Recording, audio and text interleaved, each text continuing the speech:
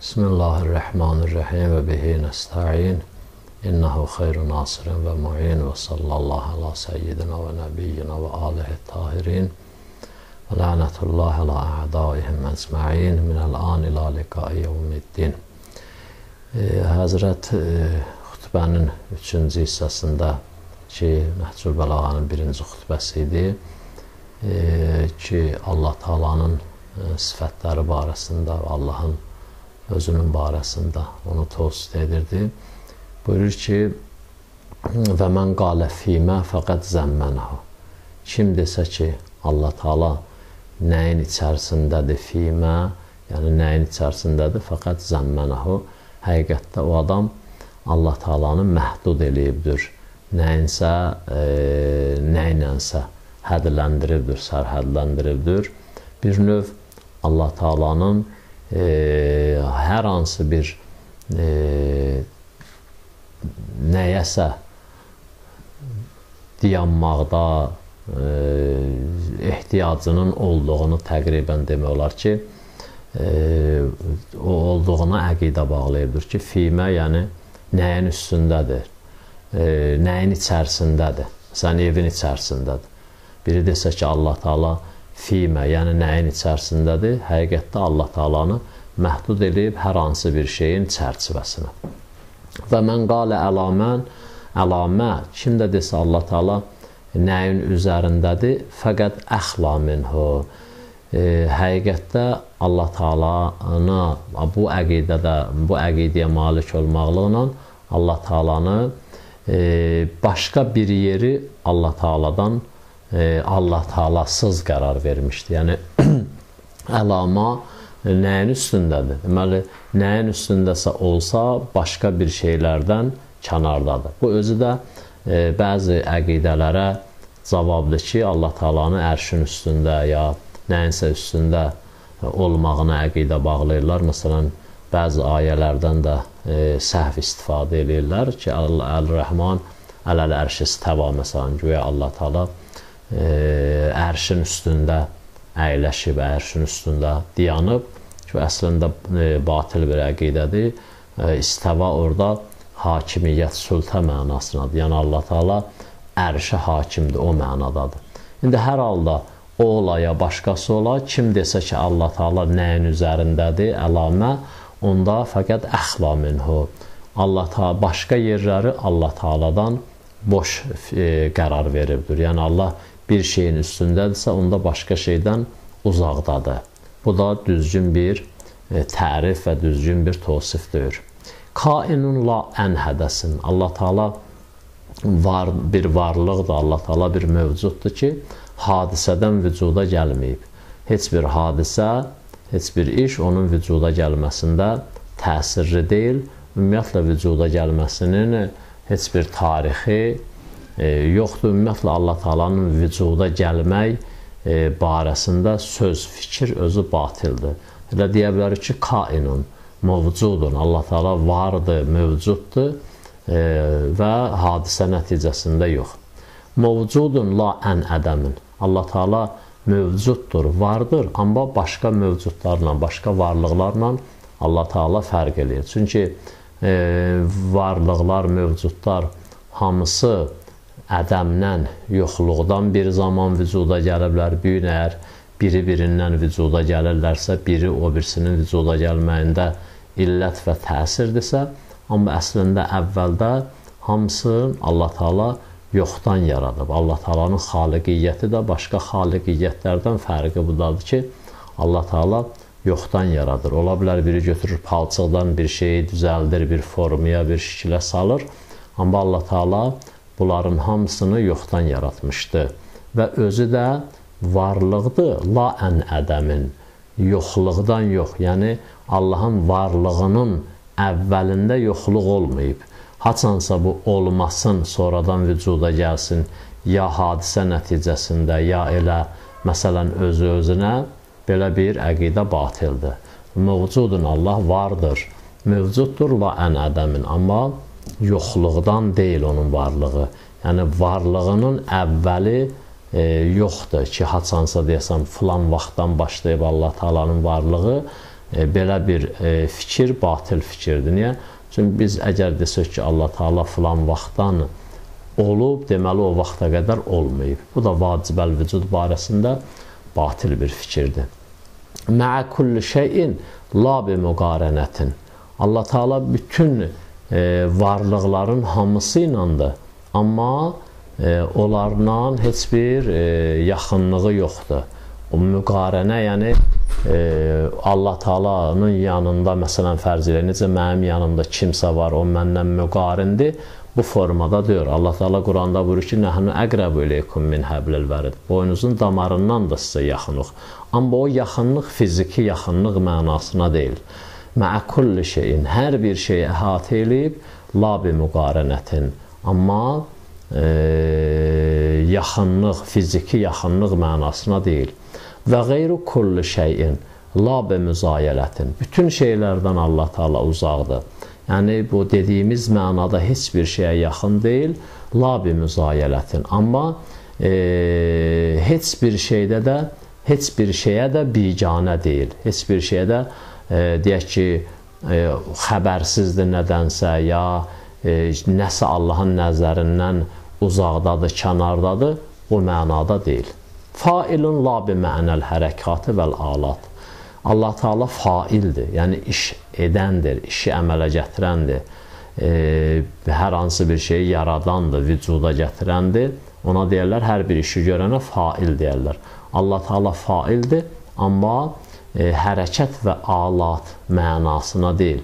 İnsanlar, məxluqat hər hansı bir işi görəndə o işi hərəkət eləməklə əmələ gətirirlər, ya da bir alətin vasitəsilə əmələ gətirirlər. Biri, məsələn, kitabı götürüb oradan bu bir tərəfə qoyanda əlin hərəkəti ilə bu işi eləyirlər.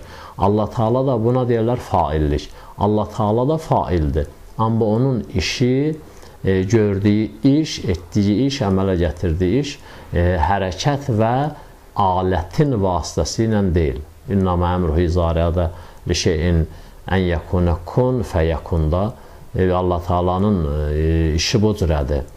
İnnəmə əmruh, Allahın işi bu formadadır ki, nə iradə eləsə olmaqlığa deyər ol, o da olar. Ki, bu formadadır da, nəinki hətta deyər ol da o kun, ol sözü ki, onu demək özü, hətta Allah Taala onu deməzdi. Sadəcə Quran bizim dildə onu başa salmaqdan ötürü bizə deyir. Allah Taala'nın iradəsi o sözündən qabağadır, əvvəldir. Biz əvvəl fikirləşirik, mən nəyisə birindən istəyim, deyim ki, gətir mənim yanıma. Əvvəl onu fikirləşirik, sonra onu deyirik ki, gətir. Məsələn, əvvəl bir şeyi fikirləşirik, bir nəfəri bir yerə göndərməyə fikirləşirik, o deyir ki, getsin, bu işi görsün, ona deyirik ki, get. Əvvəl fikirləşirik, iradə edirik, sonra o get sözün, gəl sözün, gətir sözün deməkliyə iradə edirik, ondan sonra onu da sözlə tələffüz edirik, sədayla tələffüz edirik. Bu bizdədir. Quran-ı Kərimdə bunu bizə başa salmaqdan ötürü deyir ki, Allah Taala deyir, ən yəqula kun fəyəkun. Allah deyər, ol, pəs o işdə olar. Bunu bizə başa salmaqdan, bizim dərrakəmizin, fikrimizin qalibində, çərçivəsindədir bu. Və illa Allah Taala'nın iza əradəli şeyin nəyə iradə eləsə də o fəyəkunu olar. Və deməyə də ehtiyac qalmaz, ol deməyə də ehtiyac qalmaz. Sadəcə o bizi başa salmaqdan ötəridir. Və deməli, failun la bi mənəl hərəkatı və alat. Allah Taala faildir, işi vücuda gətirəndir. Nə hərəkətlə, nə alətlə, nə də hətta o söz özü də bir vasitədir, alətdir. Allah Taala ondan da istifadə eləməz. Allah Taala'nın iradəsi bir şeyə, o şeyin vücuda gəlməsi deməkdir. Bəsirun izla mənzurə ileyhi min xəlqi. Bəli, Allah Taala bəsirdir, görəndir. Görməklik də, yəni elmi ilə hər bir şeyi hiss eləyəndir, biləndir. Allah Taala'nın gözü yoxdur görməklikə. Özdə görməklik fərq eləyər. Biz bəzən bizim görməkliyimiz görükənləri görməyimizdir. Yəni, ancaq biz görükənləri görə bilirik. O şeylər ki, görünməklik qabiliyyətindədir, onları görə bilirik. Görünməyən şeyləri biz görə bilmirik. Allah Taala'nın görməyi isə bundan fərqlidir. Bəsirun izlam mənzurə ileyhi min xalqi. Allah Taala görəndir, hətta məxluqatının içərisində görünməlilər olmayanda da belə. Yəni, hətta bir şey ki, vücuda gəlməyib, görükmür, Allah Taala onun vücudan gələndən sonra nələr, nə formada, hansı vəziyyətdə olmağını da indidən görür. Bəsirəti də Allah Taalanın görməyi də, bəsirliyi də bu mənadadır. Muvəhhidun izla səkənə yəstənisu bih. Allah Taala təkdir, muvəhhiddir, təkdir. Onun misli də yoxdur, onun həmtayı da yoxdur və hətta onunla bir nəfər ki, gəlsin, üns olsun onunla, yoldaş olsun ona, yəni Allah Taalanı təklikdən qutarsın, elə bir varlıq da yoxumuzdur. Yəni Allah Taalanın səviyyəsində bir varlıq olsun, hamı Allahla ünsiyyətdədir, hamı Allah Taala ilə bir formada əlaqədədir, rabitədədir, ibadət vasitəsi ilə, dua vasitəsi ilə, vasitələr vasitəsi ilə. Amma bu yoldaşlıq mənasına deyir. Muvəhhidun təkdir, Allah Taala, yəni bunun heç bir yoldaşı yoxdur. Allahlığında, xaliqliyində, rəzzaqlığında, hətta məsələn də belə, məsələn, adi dillə desək, gecə-gündüz keçişməyində, bu həyatın, kainatın bu davamında, bu səhifələrində bir nəfər ki, geçsin Allah Taalanı təklikdən qutarsın, elə bir varlıq yoxumuzdur ki, o dərəcədə olsun ki, özdə Allah Taala və la yəstəvhişu li fəqdih, bu ünsinin, ənisinin, munisinin olmağı da Allah Taalanı heç vaxt neynəməz, qorxutmaz. Nə üçün Allah Taalanın o ənisə, o yoldaşa, o dosta, onu təklikdən qutarıb, onun fərz eləyək ki, dostluq eləyib onunla eləməkdir, onunla dostluq eləməkliyə əslən heç bir ehtiyacı yoxdur. O naqis olan varlıqlardır, nöqsanlı varlıqlardır ki, öz nöqsanlarını hər bir vasitə ilə aradan götürürlər.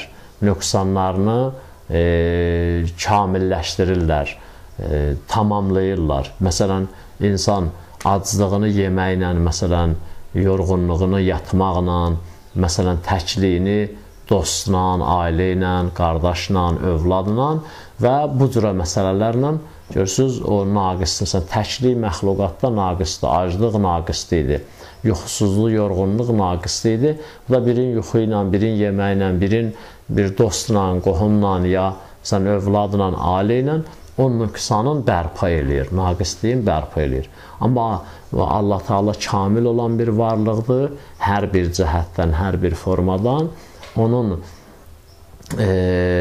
kamilliyinin səbəbində, nəticəsində heç bir cəhətdən onun nöqsan üz verə bilmir ona, nöqsan, necə deyərlər ki, ona naqislik çata bilmir ona. Nəticədə də Allah Taalanın o nöqsanı aradan götürüb kamillik bərpa eləməyindən ötəri heç bir şeyə ehtiyacı olmur. Necə yeməyə, yatmağa ehtiyacı yoxdur, Allah Taalanın munisə, ənisə də ehtiyacı yoxdur ki, bir nəfər gəlsin, Allah Taalanı təklikdən nicat versin, təklikdən xilas eləsin, onu təklikdən qutarsın. Belə bir varlığa, belə bir şəxsə Allah Taalanın ehtiyacı yoxdur. Muvəhhidun izla səkənə yəstənisu bih, belə bir müvəhhiddir ki, təkdir ki, onun munis olmalığa heç kimin qabiliyyəti və qüdrəti yoxdur. Və la yəstəvhişu li fəqdih, nə də ki, bu təklik Allah Taalanı eləmir, narahat eləmir, qorxutmur və Allah Taala üçün heç bir çətinlik yaratmır. Və sallallahu ala səyyidina və nəbiyyina və alihi tahirin.